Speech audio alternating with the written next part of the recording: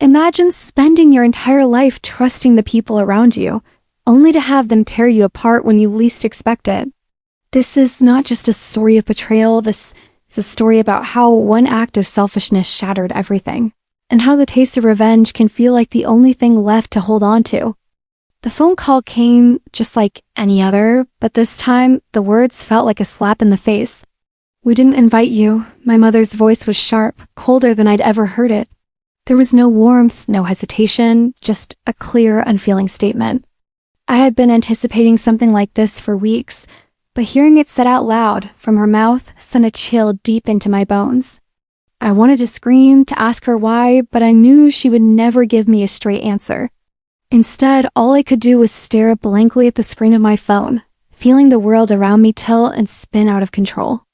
It's funny how, in that moment, I didn't feel angry. I didn't feel much of anything except the heaviness of this unbearable sense of loss. I was being excluded from the only family I had ever known. I tried to imagine what they must have been thinking, what I had done, what I had become, what had happened to us. But all I could come up with were fragments of memories from the past. It wasn't always this way. I remembered summers spent sitting in the backyard, my father teaching me how to build things with my hands, how to be strong, how to stand tall in the face of adversity. I remembered my mother, her laughter light and melodic, as we baked cookies together in the kitchen. Those were the times when I truly believed we were a family, when the love between us was real solid, unbreakable. But something had changed. Over the years, I had become more independent, more stubborn. My choices, my beliefs, they began to stray from the path my parents had envisioned for me. It wasn't that I didn't love them anymore or that I wanted to disappoint them, but I wanted to live my life on my own terms, not as a reflection of their unspoken expectations. And now, with one cold sentence, they made it clear. I had strayed too far. I couldn't understand it. I had tried to be the son they wanted me to be. I had tried to fit into their world, to belong. But the more I tried, the more I felt like a stranger in my own home. It was as if no matter how hard I worked, no matter how much I sacrificed, I was never good enough. It started with small dismissals, moments when they brushed aside my thoughts, my dreams, my desires. "That's not how we do things," my mother would say when I suggested something different. "That's not the way we've always done it," my father would mutter, as if their past had been the only way, the only truth that mattered. The cracks were there, but I didn't notice them until it was too late, until the walls had already crumbled. And now, here I was shut out, cast aside, nothing more than a forgotten echo in their lives. I thought about their anniversary, about how they had planned it, how they had invited everyone but me, how they had gone on with their lives as though I didn't exist. I realized something. I had nothing left to lose. I dropped the phone on the table and ran my hands through my hair. I wanted to scream, but I didn't have the strength. The anger was bubbling inside me, but it felt distant, disconnected. It was a rage I had long buried, a storm that had built up over years of silence and rejection. My mind raced, images flashing before my eyes, my mother's disappointed stare, my father's cold silence. Each moment of their indifference was like a needle, slowly and painfully piercing my heart. I wasn't just angry with them. I was angry at myself for ever trusting them. Angry for believing that family meant anything more than a title. I wanted to lash out, to throw something, to break something in front of me. But there was no release. Only the quiet, suffocating weight of the betrayal pressing down on me. But then something changed. Something deep inside me shifted. I had spent years trying to repair this broken relationship, trying to make them see that I wasn't the person they thought I was. And for all that effort, I had gotten nothing but rejection. But now I had nothing left to lose. Maybe it was time to stop trying to fix things. As I sat there, lost in thought, I remembered something, a memory I pushed deep down, thinking it was long forgotten. It was a family dinner years ago.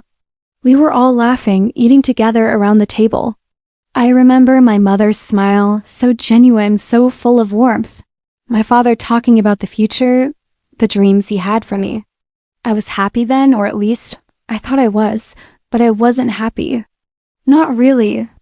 At that dinner, I had shared my dreams with them, and They had smiled politely, but not truly believing in me.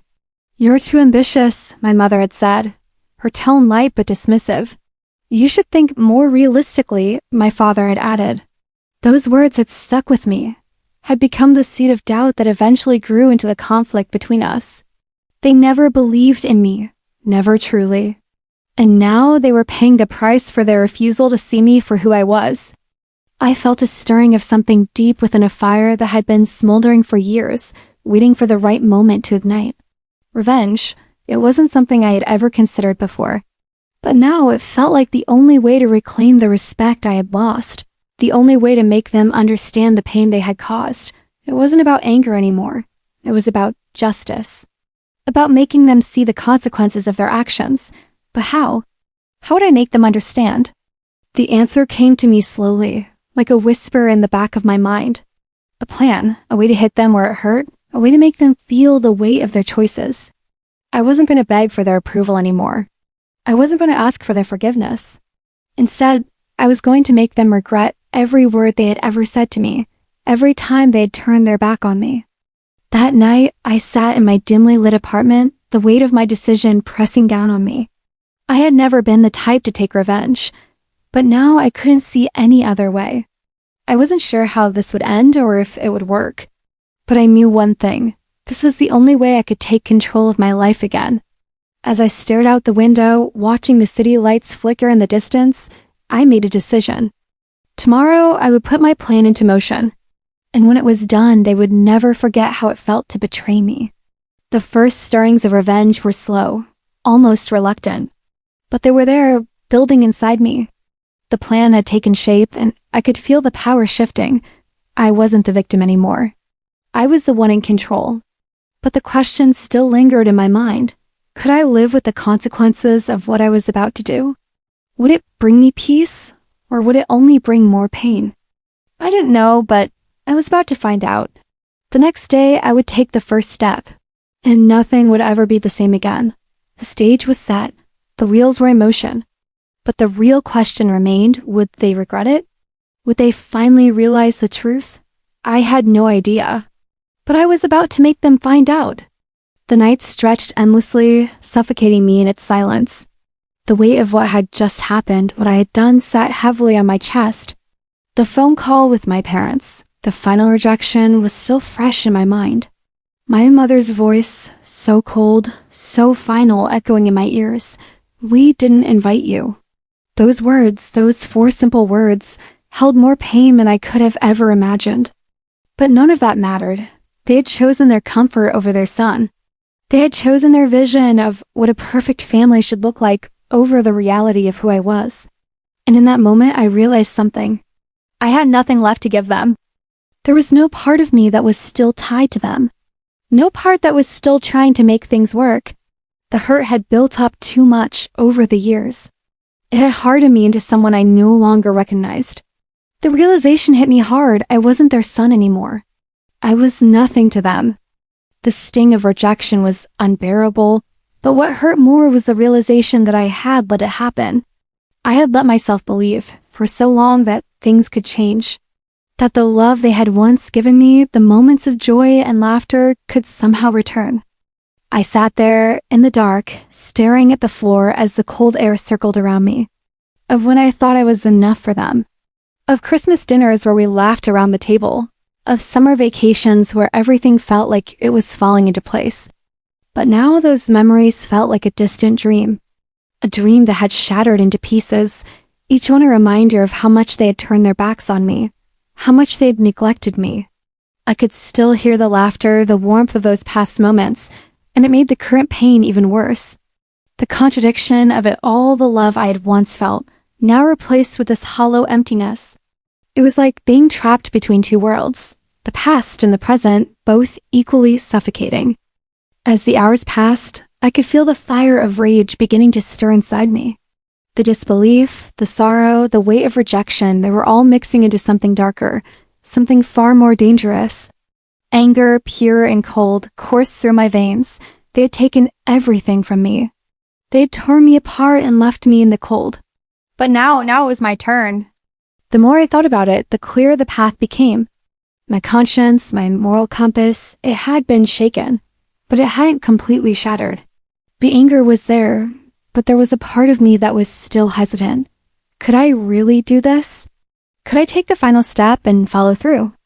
But then I remembered their faces, my mother's cold indifference, my father's silence. I remembered the years of dismissals, the harsh words, the looks of disappointment. They had done this to me. They had made me feel small, unimportant, like I was nothing more than an inconvenience in their perfect world. I wasn't going to beg for their love. They had taken that choice from me a long time ago. But what they didn't understand, what they never could, was that I had learned to survive without them. I had learned to stand on my own, to become someone who didn't need their approval. But this was about something more. This was about revenge. It was about justice. It was about making them feel the consequences of their actions. I could feel the taste of it in my mouth, the bitterness of what was to come. But there was no turning back now. I had spent too many years trying to appease them, trying to make them see me as something I wasn't. But now I would make them see me for who I really was, the person they had pushed away. The person who had been forced to survive on their own. I closed my eyes, envisioning the moment when everything would come crashing down. They would know what it felt like to be cast aside, to be forgotten. The same way they had done to me. I thought back to the day I found out. The day I had stumbled upon the truth that they had been hiding from me for years. It was so unexpected, so out of the blue that I had barely understood what it meant at the time. I had been going through some old family documents, cleaning out the attic after moving to a new apartment. It was supposed to be a simple task, something to occupy my time. And it wasn't addressed to me. It was addressed to my parents. The inheritance. The family wealth that they had never told me about. The money they had kept hidden from me, despite being my rightful share. It was the last piece of the puzzle. The reason for everything. They hadn't just pushed me away because I didn't fit into their perfect world. That was when it clicked. Everything fell into place. Their coldness, their dismissals, the constant rejection, it had all been about control. About keeping me in the dark, keeping me small, so they could continue to hide the truth from me. They had never seen me as their son. They had seen me as a threat to their carefully constructed world. The realization sent a wave of shock through me, but it also sparked something else, something more dangerous. Anger, yes. It was about the years they had stolen from me. The years they had robbed me of my dignity, of my chance to be their equal. This was about making them feel the weight of what they had done. The more I thought about it, the more I realized that I couldn't let them get away with it. But there was one thing I still wasn't sure about. How far was I willing to go? The days passed slowly, each one dragging on as I plotted, as I planned. My mind wouldn't rest. I couldn't focus on anything else. The only thing that mattered now was the plan, the execution, the moment when everything would finally come to a head. They had invited everyone. I stood outside their house, the small gift box in my hands, the weight of it heavier than I expected. The air was crisp, the night cold, but my heart burned with a fire that kept me warm. I wasn't going to beg. I wasn't going to plead for their forgiveness. I wasn't going to stand there looking pathetic, hoping for them to accept me again. No, I was going to make them regret everything. I rang the doorbell, feeling the pulse of my heart race in my chest. They opened the door, my mother's face tight with the stain, my father's eyes avoiding mine. They didn't say anything. And that was when I knew I had them exactly where I wanted them. The warm, familiar scent of freshly baked bread and candles filled the air, making the space feel intimate, inviting like it had always been. It was everything that should have felt like home, and yet, for the first time in my life, I felt like a stranger. My parents had opened the door reluctantly, almost as if expecting me, yet never truly wanting me there. My mother's smile was thin, mechanical, and my father's stoic gaze made it clear that he was already retreating into the familiar silence that had become his only form of communication over the years. I felt their coldness hit me like an icy gust of wind. The gift was small, wrapped in simple paper, but it was heavy, not just in weight, but in meaning. Inside was the key to exposing everything they had kept hidden for so long. a small box containing a lifetime of secrets. I handed them the gift with a calm that surprised even me. The air was thick with unspoken words, the tension palpable. I could see the flicker of confusion in their eyes. Why was I here? Why did I show up after everything? What was this gift that I was offering them? It wasn't about the gift. I knew that. It was about what it represented. I watched them open the box slowly, each movement deliberate, cautious, like they were afraid it might explode. A Christmas morning I'd almost forgotten, but one that seemed to hang in the air between us now. My young face beaming, my father's arm draped around me, my mother's smile wide and warm. And now it was nothing more than a relic of something lost. Something they had taken from me. This. Why this? My mother finally said, her voice laced with confusion, maybe even a hint of guilt that she couldn't hide. I took a step forward, my voice steady but tinged with an emotion I couldn't quite name. Because I remember who we were, before it all changed. I wasn't sure if they understood, but the silence that followed told me everything I needed to know. They had forgotten. They had erased that version of me, the version that still believed in the idea of family. And then I let them see the truth. The paper slid out from behind the photograph, a legal document, one that had been buried for so long, hidden from me like everything else. It wasn't just a document. It was a revelation. A letter from a lawyer detailing an inheritance, a fortune they had never told me about. A fortune they had kept hidden from me, thinking I would never find out. They had left me in the dark, left me to wander through life thinking I had no claim, no part in their world. You didn't think I knew, did you? I asked, my voice quieter now, more dangerous. You thought I would never find out. My mother's eyes widened. That's not. She tried to speak, but the words stumbled from her lips, as if they no longer had meaning. My father was silent, his gaze cast down to the document, his face a mask of guilt that he couldn't hide anymore. Why didn't you tell me? I pressed, stepping closer, the weight of the words sinking in with each passing second. Why didn't you tell me about this? The money, the inheritance, everything you kept from me. They had kept it from me all these years because I was never meant to be part of it. I was just a pawn in their game, a tool to fulfill their expectations, to fit into the life they had designed. But I had never been part of their plan. Not really. My mother was shaking now, her breath coming in short, sharp gasps. You don't understand. We didn't want you to. I don't understand. I interrupted, the anger bubbling up inside me like a volcano ready to erupt. You didn't want me to know the truth, because the truth would shatter everything you've built. You didn't want me to be part of your world, because if I knew, if I ever found out, it would ruin everything. I could see it in their eyes, the realization that everything they had hidden, everything they had lied about, was now out in the open. And I could feel their world begin to unravel. My father finally spoke, his voice barely above a whisper. It wasn't like that. You were just two. He stopped himself, trying to find the right words, but none came. Two what? I asked, my voice rising. Too different? Too much of a disappointment? Or maybe too much of a threat to the perfect little world you created for yourselves? This was the point where everything changed. They had spent years making me feel small, making me feel like I was never enough. They had tried to control me, to shape me into someone I wasn't.